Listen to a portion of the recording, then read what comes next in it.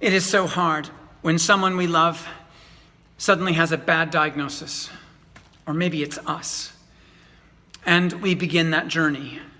We find out what the protocol is, the surgeries that might be needed, the big bad drugs that we have to take, and the weeks, maybe the months that it's going to take to go through it and to come out the other side, just to feel healthy again and get rid of this disease.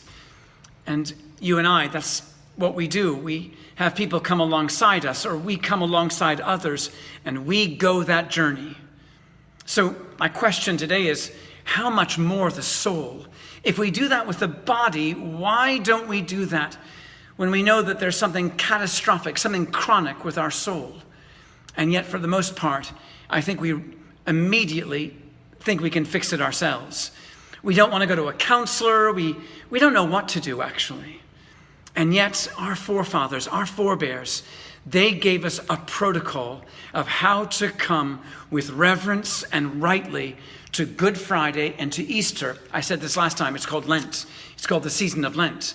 And what it was to that movement to lead us to the place to receive the power of the cross in our life, to apply it to our souls, that you and I might be saved, that you and I might be set free from anything that is making us chronically sick in soul, addicted, the power of the devil grabbing hold of us.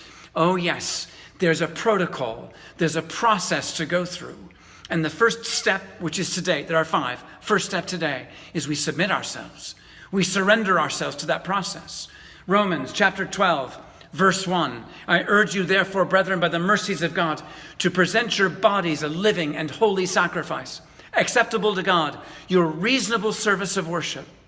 What does this mean? Well, I can tell you this. The way Lent traditionally begins is we get down on our knees, ashes upon the forehead, a symbol of repentance, yes, a symbol of our mortality. We have said over us the words from Genesis chapter 3, you are dust, and to dust you will return. This is taking us back to the very origins of our sin, our disobedience, and our rebellion to God.